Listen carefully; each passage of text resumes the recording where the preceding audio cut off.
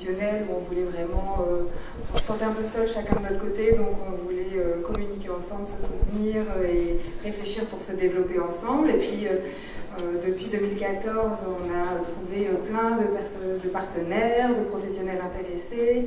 On couvre à peu près tout le territoire maintenant.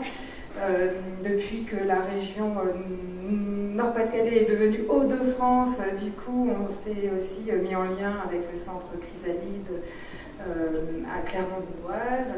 C'est juste pour vous dire qu'on travaille dans la bonne humeur, mais c'est du coup, on se soutient, on se donne des tuyaux, on s'informe.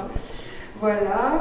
Et alors, pendant l'atelier, on avait choisi 4 équipes qui apportaient leur témoignage sur comment, petit à petit, elles ont réussi à mettre en place les soins de remédiation cognitive dans leurs équipes. Donc, ce sont des équipes, 2 équipes publiques, de services publics, 2 équipes de cliniques privées.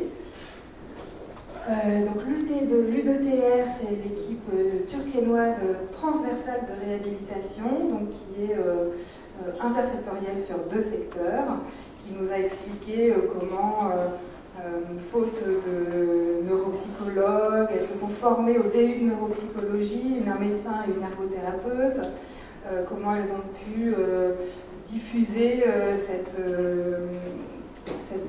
démarche d'évaluation, de réhabilitation, de remédiation auprès de leurs collègues, pour arriver quand même à une unité réunissant 2 secteurs, donc c'est un beau parcours. Ensuite, il y a une équipe des Flandres, donc de Gravelines, Grande-Sainte, qui était là dès le début du réseau. 2 éducatrices spécialisées, qui étaient là dès le début, dès la première rencontre, qui maintenant sont accompagnés d'une infirmière, qui ont réussi à se former au DU, à également créer une unité de réhabilitation psychosociale dans leur service.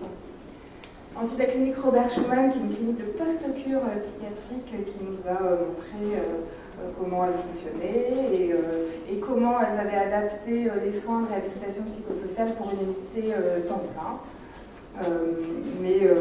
Du coup, en faisant vraiment du bon travail et en s'ouvrant le plus possible vers l'extérieur. Et alors l'équipe de Calais là, qui nous a fait un PowerPoint formidable avec des animations, des photos. Voilà. Une équipe très dynamique qui s'est formée très récemment, qui a ouvert très récemment et qui s'est formée, qui est en cours de formation pour les soins de remédiation cognitive. Ils sont 2 inscrits au DU cette année, une diplômée là fraîchement de cette semaine. Voilà. Alors notre conclusion, ça a été de dire que c'était absolument nécessaire. Enfin, pour nous, en tout cas, c'est une nécessité parce que ça nous a beaucoup aidé pour se développer, donc de se rassembler, de se former évidemment. On prêche pour l'embauche de psychologues spécialisés en neuropsychologie et surtout de ne jamais oublier d'inscrire nos projets dans les projets d'établissement pour un peu les asseoir, les officialiser. Et on a terminé par deux perspectives innovantes dans la région. L'ouverture du clubhouse, c'est pas très innovant, mais c'est quand même qui est confirmé pour fin 2019.